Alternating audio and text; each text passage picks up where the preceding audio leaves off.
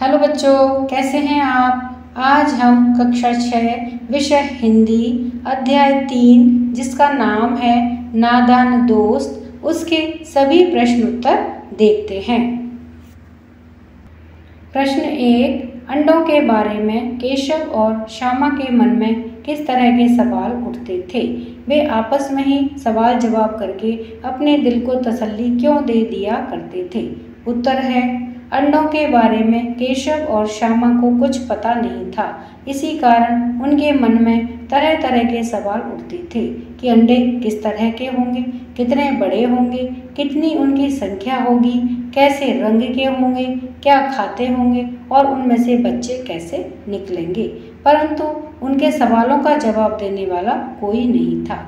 अम्मा को अपने काम धंधों से और बाबूजी को पढ़ने लिखने से फुर्सत नहीं थी। इसलिए केशव और श्यामा आपस में ही सवाल जवाब करके अपने दिल को तसल्ली दे दिया करते थे। प्रश्न 2, केशव ने श्यामा से चिथड़े, टोकरी और दाना पानी मंगाकर कार्निस पर क्यों रखे थे। उत्तर है, केशव और श्यामा को अंडों के बारे में बहुत जिज्ञासा थी कि अंडों में से निकलने वाले बच्चे क्या खाएंगे, कैसे पानी पिएंगे, उन्हें धूप भी लगती होगी।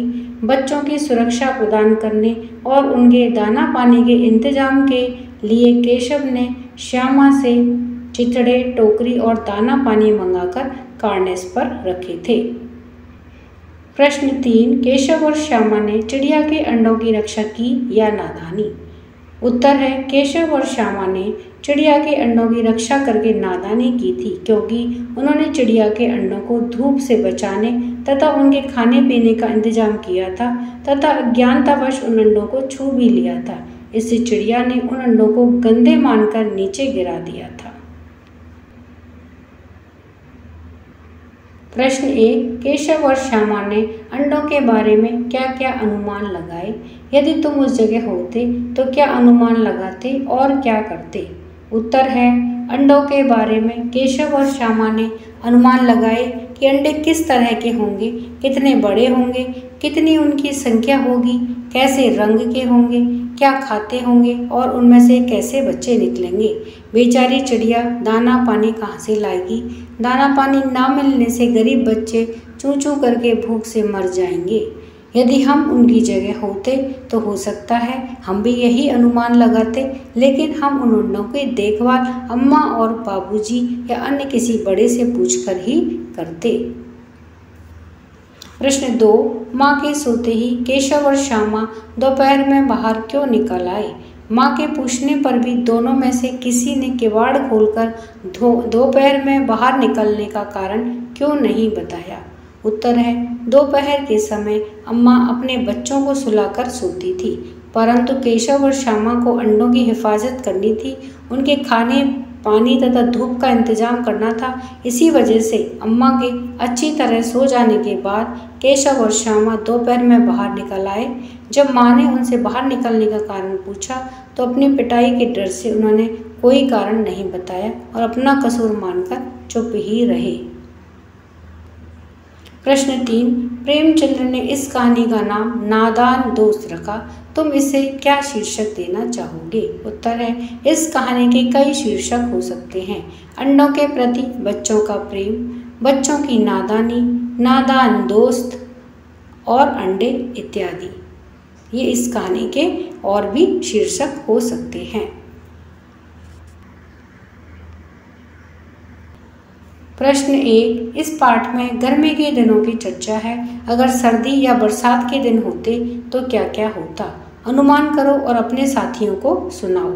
उत्तर है, अगर सर्दी के दिन होते तो केशव और श्यामा को उन्हें ठंड, ओस एवं पाले से बचाने की चिंता रहती तथा यदि समय बरसात का होता तो केशव और श्यामा को उन्हें पानी से भीगने एवं बह जाने की चिंता रहती।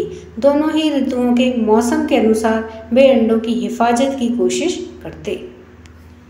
प्रश्न 2, पाठ पढ़कर मालूम करो कि दोनों चिड़िया वहाँ फिर क्यों नहीं दिखाई दी, वे कहाँ गई होंगी। इस पर अपने दोस्तों से मिलकर बातचीत करो।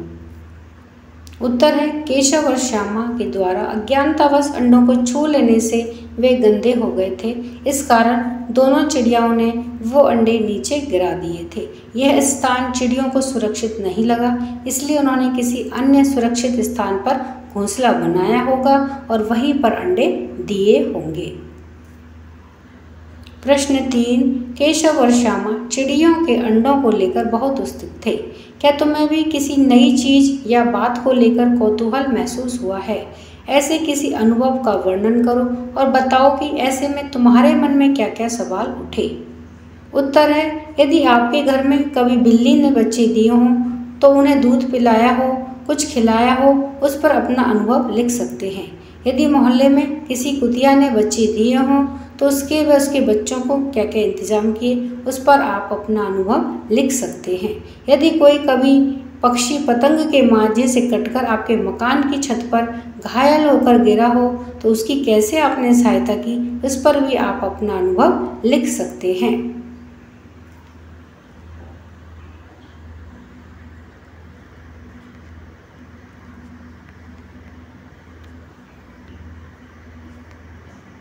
इस तरह से हमारे प्रश्न उत्तर समाप्त हुए। चैनल पर नए हैं तो चैनल को सब्सक्राइब करना ना भूलें। धन्यवाद।